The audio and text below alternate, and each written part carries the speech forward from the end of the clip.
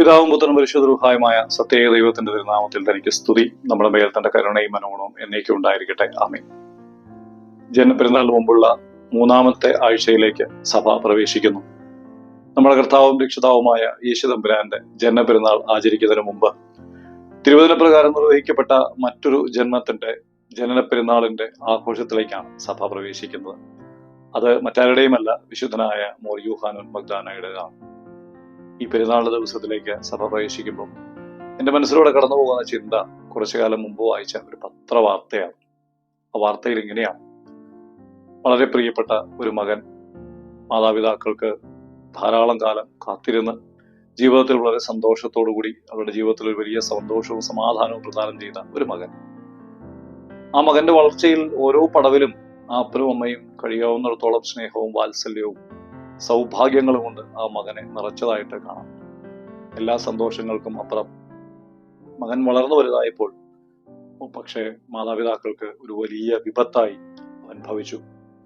അവന്റെ എല്ലാ ചെയ്തികൾക്കും കൂട്ടുതന്ന മാതാപിതാക്കൾ അവസാനം ആ മകനെ കൊണ്ടുള്ള ഉപദ്രവം കൊണ്ട് ലോകം മുഴുവൻ കഷ്ടപ്പെടുന്നതും പ്രയാസപ്പെടുന്നതും കണ്ടു നിൽക്കേണ്ടതായിട്ട് വന്നു. അവസാനം തന്റെ ജീവിത പങ്കാളിയെ സ്വന്തം മകൻ അവന്റെ ഉപഭോഗത്തിന്, പ്രത്യേകിച്ച് അവന്റെ മയക്കുമരുന്നിന്റെയും കഞ്ചാവിന്റെയും മദ്യപാനത്തിന്റെയും ഒക്കെ ഉപയോഗത്തിനായിട്ട് പൈസ ലഭിച്ചില്ല എന്നുള്ള കാരണത്താൽ സ്വന്തം ഭാര്യയെ മർദ്ദിക്കുന്നത് കണ്ട് സഹികെട്ട ആ പിതാവ് അയാളുടെ കൈകൾ കൊണ്ട് തന്നെ ആ മകനെ കൊല്ലുന്നതായ ഒരു സംഭവം ഉണ്ടായി. അത് ഒരു പത്രവാർത്തയായിട്ട് പിന്നീട് കാണപ്പെടുകയും കേൾക്കപ്പെടുകയും ഒക്കെ ചെയ്തു. വളരെ വേദനയോടുകൂടിയാണ് ആ വാർത്ത ഞാനും ശ്രവിച്ചത്, ആ വാർത്ത വായിച്ചത്.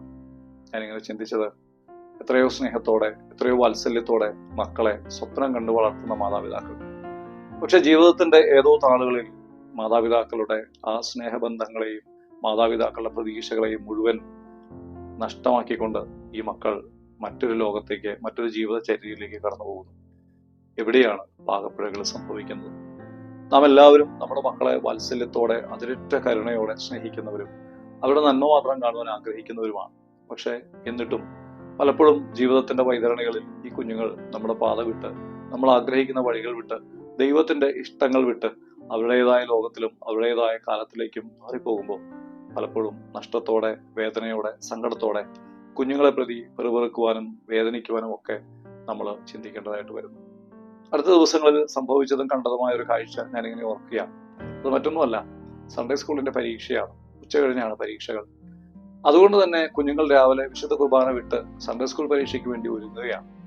എനിക്ക് വളരെ വേദനയോടെ ആ കാഴ്ച കണ്ടു നിൽക്കേണ്ടതായിട്ട് വന്നു. വിശുദ്ധ കുർബാനയെയും കർത്താവിനെയും ഉപരിയായിട്ട് പരീക്ഷകളെ സ്നേഹിക്കുന്ന ഒരു ലോകത്തേക്ക് ഈ കുഞ്ഞുങ്ങളെല്ലാം തള്ളിവിടുന്നത് വാസ്തവത്തിൽ മാതാപിതാക്കൾ തന്നെയാണ്. അവർക്ക് കർത്താവിനെയും വിശുദ്ധ കുർബാനയും അറിഞ്ഞും ആഗ്രഹിച്ചും അനുഭവിച്ചും ജീവിക്കണമെന്നുണ്ടെങ്കിൽ പോലും മാതാപിതാക്കളുടെ ഈ മത്സരം, അല്ലെങ്കിൽ മാതാപിതാക്കളുടെ കുഞ്ഞുങ്ങളെ ഏറ്റവും മുൻപന്തിയിൽ എത്തിക്കണമെന്ന അതിയായ ആഗ്രഹവും ഒരുപക്ഷെ അത്യാഗ്രഹവും കുഞ്ഞുങ്ങളെ ദൈവത്തിൽ നിന്ന് പോലും അകറ്റുന്ന തരത്തിലേക്ക് മാറ്റിയിരിക്കുന്നു.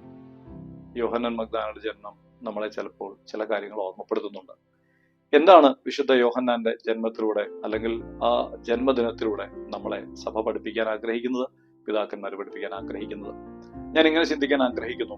വിശുദ്ധ ലൂക്കോസും സബറവനാൽ എഴുതപ്പെട്ട രക്ഷാസുവിശേഷം 1-ാം അധ്യായം 57 മുതൽ 80 വരെയുള്ള തിരുവചന ഭാഗങ്ങളാണ് ഇന്നത്തെ ദീർഘമായ ഏവങ്കേലിയോൻ പിതാക്കന്മാർ ക്രമീകരിച്ചിരിക്കുന്നത്. അതിൽ നിന്നും ഏറ്റവും ചെറിയ അവസാനത്തെ 4-5 വാക്യങ്ങൾ മാത്രം എടുത്തു ചിന്തിക്കാം എന്ന് ആഗ്രഹിക്കുകയാണ്. യൂഹന്നാന്റെ ജന്മത്തിന്റെ ഉദ്ദേശത്തെക്കുറിച്ച് ബോധവാനായ ഒരു പിതാവായിരുന്നു സക്കറിയ പുരോഹിതൻ. അതുകൊണ്ട് തന്നെ അവന്റെ ജന്മത്തെക്കുറിച്ചുള്ള പ്രവചനങ്ങളെല്ലാം നിർവഹിച്ചതിന് ശേഷം ആ പൈതലിനെ നോക്കിക്കൊണ്ട് അദ്ദേഹം പറയുന്ന 3 കാര്യങ്ങളാണ് ഇന്ന് ഒരുമിച്ച് ചിന്തിക്കാം എന്ന് ആഗ്രഹിക്കുന്നത്. ഒന്ന്, യോഹന്നാനെ ആ പിതാവ് വിളിക്കുന്നത് ഇങ്ങനെയാണ്: അല്ലയോ നീയോ പൈതലെ എന്നാണ്. സൂഡേ പെഡിയോൻ, അല്ലെങ്കിൽ എന്റെ മകനെ എന്ന് വിളിക്കുന്നതിനപ്പുറം നീയോ പൈതലെ എന്നൊരു ഓർമ്മപ്പെടുത്തലോടുകൂടിയാണ് യോഹന്നാൻ തന്റെ മകനോട്, ഇനിയും പറഞ്ഞാൽ മനസ്സിലാകാത്തതോ കേട്ടാൽ ഗ്രഹിക്കാൻ സാധിക്കാത്തതോ ആയ ഒരു പൈതലിനോടാണ് യോഹന്നാന്റെ പിതാവ് ഇങ്ങനെ പറയുന്നത്, നീയോ പൈതലെ. ആ വാക്കിനൊരു അർത്ഥമുണ്ട്. മകനെ, നീ എന്റേതല്ല, നീ എനിക്ക് ലഭിക്കപ്പെട്ടതാണ്. വാസ്തവത്തിൽ നീ ആരാണ് എന്നുള്ള ഓർമ്മ നിനക്കുണ്ടാകണം എന്നതാണ്.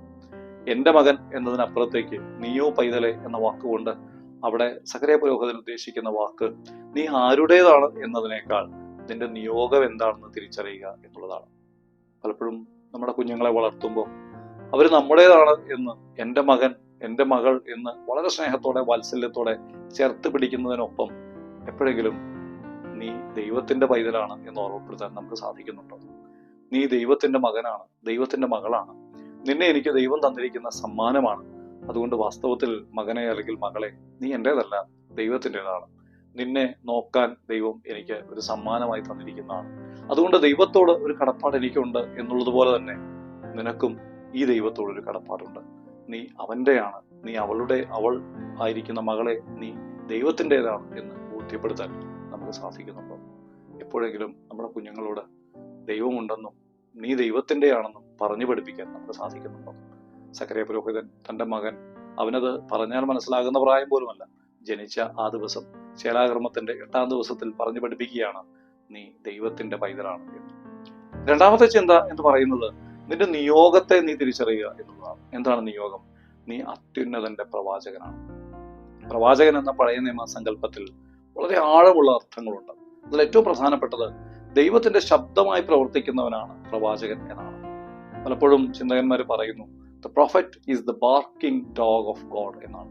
ദൈവത്തിന് വേണ്ടി കുരയ്ക്കുന്ന നായ്ക്കൾക്ക് തുല്യമാണ് പ്രവാചകർ. അവർ ദൈവത്തിന് വേണ്ടിയാണ് കുരയ്ക്കുന്നത്. ദൈവത്തിന്റെ നീതിക്കും ദൈവത്തിന്റെ ന്യായത്തിനും വേണ്ടി കുരയ്ക്കുന്നു. ലോകത്തോട് പറയുന്നു, ദൈവത്തിന് നീതിയും ന്യായവുമുണ്ട്. ലോകത്തിന്റെ നീതിയും ന്യായവുമല്ല, ദൈവത്തിന്റെ നീതിയും ന്യായവുമാണ് ലോകത്തിൽ പ്രചരിക്കേണ്ടത് എന്നവർ പഠിപ്പിക്കുന്നു. നമ്മുടെ കുഞ്ഞുങ്ങൾക്ക് ലോകപ്രകാരമുള്ള നീതിയും ന്യായവും പറഞ്ഞു കൊടുക്കാൻ നമുക്ക് സാധിക്കുന്നുണ്ടെങ്കിൽ ദൈവത്തിന്റെ നീതിയെക്കുറിച്ചും ദൈവത്തിന്റെ ന്യായത്തെക്കുറിച്ചും പറഞ്ഞു പഠിപ്പിക്കുവാൻ നമുക്ക് സാധിക്കുന്നുണ്ടോ? About the justice of our Lord, കർത്താവിന്റെ നീതിയെക്കുറിച്ച്, കർത്താവിന്റെ ന്യായത്തെക്കുറിച്ച് അവരെ പറഞ്ഞു പഠിപ്പിക്കാൻ നമുക്ക് സാധിക്കുന്നുണ്ടോ? സക്കറിയ പുരോഹിതൻ തന്റെ മകനായ യോഹന്നാനോട് പറയുകയാണ്, നീ ദൈവത്തിന്റെ പ്രവാചകനാണ്, the prophet of God, the prophet of our Lord. അതുകൊണ്ട് നീ നീതിയെക്കുറിച്ചും ന്യായത്തെക്കുറിച്ചും ഒക്കെ സംസാരിക്കേണ്ടത് ദൈവിക നീതിയെക്കുറിച്ചും ന്യായത്തെക്കുറിച്ചുമാണ്. നമ്മുടെ കുഞ്ഞുങ്ങളോട് അങ്ങനെ പറഞ്ഞു കൊടുക്കാൻ നമുക്ക് സാധിക്കുന്നുണ്ടോ? ലോകപ്രകാരമുള്ള എല്ലാ അറിവും നമ്മുടെ കുഞ്ഞുങ്ങൾക്ക് നൽകുവാൻ നമ്മൾ വെമ്പൽ കൊള്ളുന്നുണ്ട്, കഷ്ടപ്പെടുന്നുണ്ട്, പ്രയാസപ്പെടുന്നുണ്ട്. പക്ഷെ ദൈവിക നീതിയെക്കുറിച്ചും ദൈവിക ന്യായത്തെക്കുറിച്ചും പറഞ്ഞ് മനസ്സിലാക്കുവാൻ നമുക്ക് സാധിക്കുന്നുണ്ടോ? മൂന്നാമത്തെ ചിന്ത എന്ന് പറയുന്നത്, നീ ദൈവത്തിന് വഴിയൊരുക്കുവാൻ മുന്നേ ഓടേണ്ടുന്നവനാണ്. നീ അല്ല ദൈവം, നിന്റെ പുറകെ വരുന്നവനാണ് ദൈവം. അതുകൊണ്ട് അവന് വേണ്ടി വഴിയൊരുക്കുവാൻ കടപ്പെട്ടവനാണ് നീ എന്ന ചിന്ത. നിനക്ക് നിന്നേക്കാൾ ശ്രേഷ്ഠനായ ഒരുവൻ നിന്റെ പിന്നാലെ വരുമ്പോൾ അവന് വേണ്ടി വഴിയൊരുക്കേണ്ടവനാണ്, അല്ലെങ്കിൽ അവന് വേണ്ടി വഴിയൊരുക്കി മാറി നിൽക്കേണ്ടവനാണ് നീ എന്ന് പഠിപ്പിക്കാൻ സാധിക്കുന്നുണ്ടോ? മത്സരത്തിന്റെ യുഗത്തിലാണ് നമ്മൾ ജീവിക്കുന്നത്. നീ ഒന്നാമനാകണം എന്നാണ് നമ്മൾ കുഞ്ഞുങ്ങളോട് പറയുന്നത്. നിങ്ങൾ ഒന്നാമനാകണം. മറ്റുള്ള മക്കളെ നോക്കൂ, അവരെ കമ്പയർ ചെയ്യൂ, അവരെക്കാൾ എന്തുകൊണ്ട് നിനക്ക് ഒന്നാമനാകാൻ സാധിച്ചില്ല? ഇതാണ് ചോദ്യം. അവിടെയാണ് യോഹന്നാനോട് തന്റെ പിതാവ് സക്കറിയ പറഞ്ഞു പഠിപ്പിക്കുന്നത്, നിന്റെ പിന്നാലെ വരുന്നവനാണ് ഒന്നാമൻ, അതുകൊണ്ട് നീ രണ്ടാമനായാൽ മതി. അവന് വേണ്ടി വഴിയൊരുക്കലാണ് നിന്റെ കർമ്മം. അങ്ങനെ നമ്മുടെ കുഞ്ഞുങ്ങളോട് പറയാൻ, സംവേദിക്കാൻ നമുക്ക് സാധിക്കുന്നുണ്ടോ? ഒരു ജനനം അല്ലെങ്കിൽ ഒരു ജനനം ശ്രേഷ്ഠമാകുന്നത് എങ്ങനെയാണ്? ഈ 3 കാര്യങ്ങൾ കൊണ്ടാണ്. ഒന്ന്, ഒരു ബോധ്യവും തിരിച്ചറിവാണ്. ഞാൻ ദൈവത്തിൻ്റെയാണ്, ദൈവമാണ് എൻ്റെ പിതാവ്.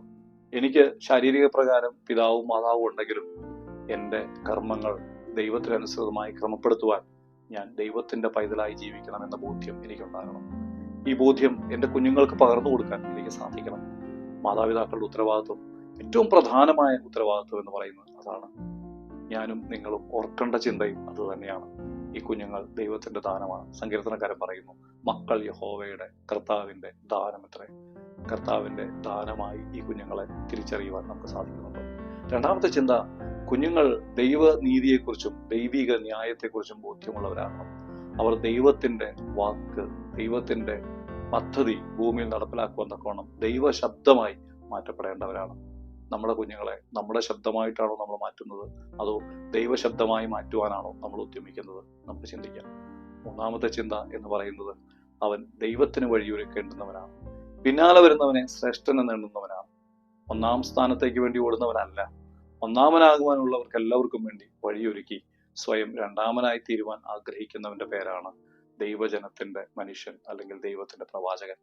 നമുക്ക് നമ്മുടെ കുഞ്ഞുങ്ങളെ ഒന്നാമതല്ല, പിന്നാലെ വരുന്നവരെ ഒന്നാമതാക്കിക്കൊണ്ട് അവർ രണ്ടാമതായിക്കോട്ടെ എന്ന് ചിന്തിക്കുവാനും അതിനുവേണ്ടി അവരെ ഒരുക്കുവാനും സാധിക്കുന്നുണ്ടോ? ലോകത്തിന്റെ ഇമ്പവും ലോകത്തിന്റെ മോഹവും ലോകത്തിന്റെ സ്ഥാനവുമാണ് ഒന്ന്. അതിനവർ അധ്വാനിക്കുമ്പോൾ മറ്റുള്ളവർ തഴയപ്പെടുന്നുണ്ടോ എന്ന് ചിന്തിക്കാനെങ്കിലും, മറ്റുള്ളവർ വീണു പോകുന്നുണ്ടോ എന്ന് ചിന്തിക്കാനെങ്കിലും, മറ്റുള്ളവർക്ക് വേദനിക്കുന്നുണ്ടോ എന്ന് മനസ്സിലാക്കാനെങ്കിലും നമ്മുടെ കുഞ്ഞുങ്ങളെ പഠിപ്പിക്കുവാൻ നമുക്ക് സാധിക്കുന്നുണ്ടോ? അങ്ങനെ സാധിക്കുന്നെങ്കിൽ ഈ വിശുദ്ധനായ യോഹന്നാന്റെ ജന്മദിനം നമ്മൾ ആഘോഷിക്കുമ്പോൾ, തിരുവചന പ്രകാരമുള്ള ഈ ആഘോഷങ്ങൾ നമ്മൾ കൊണ്ടാടുമ്പോൾ നമ്മുടെ ജീവിതം കുറെ കൂടി ദൈവോന്മുഖമായി തീരുന്നു. നമ്മൾ കുറെ കൂടി നല്ലൊരു പിതാവായി മാറും. നമ്മൾ കുറെ കൂടി നല്ലൊരു മാതാവായി മാറും. നമ്മളൊരു ഉത്തമ മാതാപിതാക്കളുടെ പടികളിലേക്ക് കടന്നു പോകുന്നു. ആയതിന് ദൈവത്തിന്റെ പരിശുദ്ധാത്മ ശക്തി എന്നെയും നിങ്ങളെ നിറയ്ക്കട്ടെ എന്ന് പ്രാർത്ഥിച്ചുകൊണ്ട് വാക്കുകൾ അവസാനിപ്പിക്കുന്നു. ദൈവതിരുനാമം മാത്രം മഹത്വപ്പെടുമാറാകട്ടെ. ആമേൻ.